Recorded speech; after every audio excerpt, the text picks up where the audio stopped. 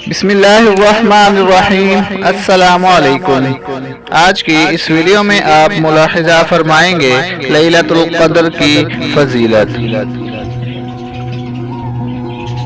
ماہ مقدس کی راتوں میں سے ایک رات لیلۃ القدر کہلاتی ہے، جو رسول اکرم صلی اللہ علیہ وسلم کی امت پر رب ذوالجلال کی طرف سے ہونے والی خصوصی عنایت میں سے ایک عظیم عنایت و رحمت ہے۔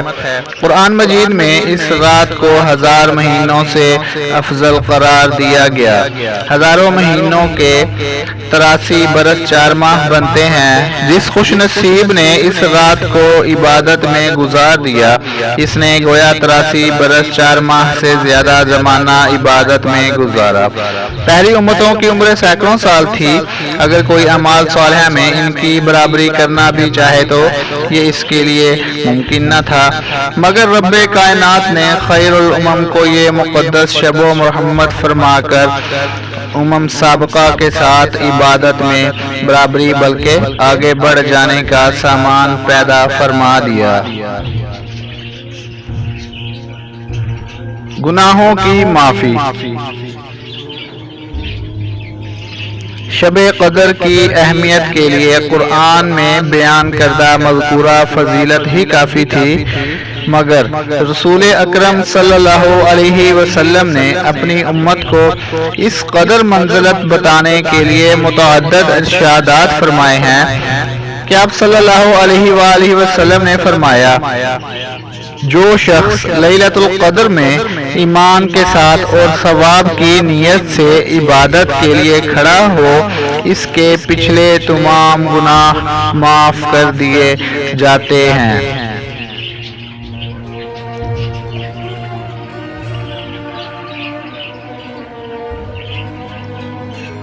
حدیث بالا اور اس جیسی احادیث جن میں کسی عمل صالحہ سے گناہوں کی معافی کا ذکر آتا ہے، ان میں گناہوں سے مراد صغیرہ گناہ ہوتے ہیں، اس لیے کہ قرآن پاک میں کبیرہ گناہوں کی معافی کا توبہ کے ساتھ مقرر کیا ہے۔ اس لیے علماء کا اجماع ہے کہ کبیرہ گناہ توبہ کے بغیر معاف نہیں ہوتے۔ اس لیلۃ القدر کی عبادت ہو یا اور کوئی نیک عمل، اس کے فضائل پڑھ سن کر بے دریغ گناہ کرتے جانا اور معافی کی امید رکھنا جہالت ہے۔ کبیرہ گناہوں سے توبہ کا اہتمام لازم ہے۔ توبہ کے باوجود اس لغزش و خطا کے پتلے سے صغائر کا صدور ہوتا ہی رہتا ہے۔ شب قدر کی عبادت اور دوسرے اعمال صالحہ سے ان صغائر کی معافی بھی بہت بڑا انعام ہے۔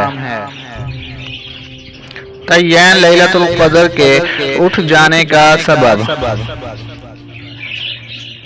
حضرت عبادہ بن الصامت رضی اللہ تعالی عنہ کہتے ہیں کہ نبی کریم صلی اللہ علیہ وسلم باہر تشریف لائے تاکہ ہمیں لیلۃ القدر کے بارے میں خبر دیں، مگر 2 مسلمان آپس میں جھگڑ رہے تھے، تو آپ صلی اللہ علیہ وسلم نے فرمایا کہ میں اس لیے آیا تھا کہ تمہیں شب قدر کی خبر دوں، مگر فلاں شخصوں میں جھگڑا ہو رہا تھا جس کی وجہ سے اس کی تعین اٹھا لی گئی۔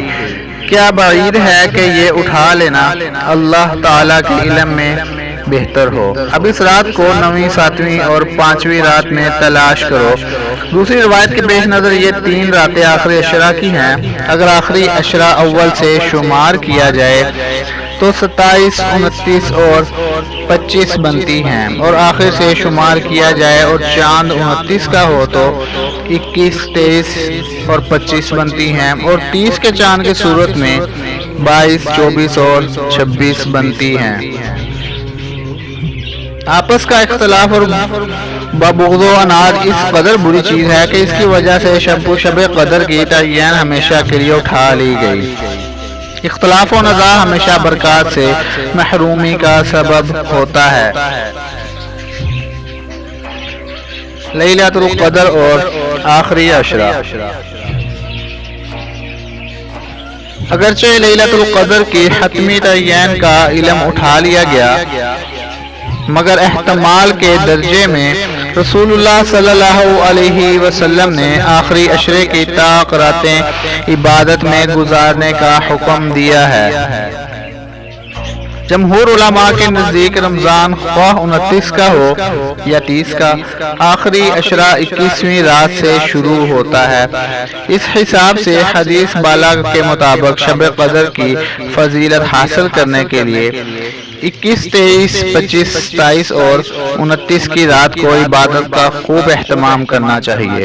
رسول اکرم صلی اللہ علیہ وسلم لیلۃ القدر کی فضیلت پانے کے لیے رمضان کے آخری عشرہ کا اعتکاف فرمایا کرتے تھے۔ آپ صلی اللہ علیہ وسلم کا یہ اعتکاف 21ویں شب کو شروع ہوتا تھا، اس لیے بھی جمہور کا قول زیادہ راجح ہے۔ تاہم دونوں اقوال پر لیلۃ القدر کا حصول جب ہی ممکن ہے کہ 20ویں شب سے لے کر عید کی رات تک ہر رات میں عبادت کا اہتمام کیا جائے۔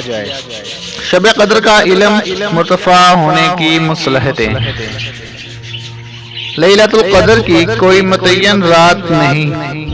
بعض کا قول ہے کہ پورے سال میں کوئی رات ہے، بعض کا قول ہے کہ رمضان میں کوئی رات ہے، بعض نے کہا ہے کہ آخری عشرہ میں، پھر اس کی بھی طاق راتوں میں زیادہ احتمال ہے، جس کی تائید حدیث بالا سے بھی ہوتی ہے۔ کیا بعید ہے کہ یہ تمہارے لیے بہتر ہو؟ اس کی پوری مصلحتیں تو اللہ ہی جانتا ہے، تاہم ہم نے چند مصلحتیں تحریر فرمائی ہیں۔ غفلت سے بچانا۔ اگر معلوم ہو جاتا کہ فلاں رات لیلۃ القدر ہے تو اس رات میں تو عبادت کرتے اور دوسری راتوں میں سوئے رہتے۔ علم نہ ہونے کی صورت میں ہر رات کے بارے میں امکان ہے کہ یہی لیلۃ القدر ہو، اس لیے ہوشیار رہو، ہر وقت ہوشیار رہو۔ سخت عذاب سے بچانا۔ اگر پتہ چل جاتا کہ فلاں رات ہے تو بہت سے لوگ اس میں گناہ نہ چھوڑتے، اور نہیں تو کم از کم داڑھی منڈا ہی لیتے ہیں یا کٹوا لیتے ہیں۔ شرعی پردہ سے بغاوت، غیبت کرنا، ٹکنے ڈھانکنا وغیرہ بے شمار گناہ جنہیں آج مسلم گناہ نہیں سمجھتا، سب کچھ کرتا ہے۔ افسردگی سے بچنا۔ اگر کسی شخص سے وہ رات کسی عذر کی وجہ سے یا اتفاقاً چھوٹ جاتی تو افسردگی کی وجہ سے آئندہ راتوں میں کسی رات میں عبادت نصیب نہ ہوتی۔ تعین نہ ہونے کی وجہ سے کئی راتوں کی عبادت نصیب ہو جاتی ہے۔ جتنی راتیں لیلۃ القدر کی طلب میں خرچ ہوتی ہیں، ان کا مستقل ثواب علیحدہ ہوگا۔ ویڈیو پسند آئی تو لائک کریں، چینل کو سبسکرائب نہیں کیا تو سبسکرائب کریں۔ ملتے ہیں اگلی اسلامی معلوماتی ویڈیو میں، تب تک کے لیے اللہ حافظ۔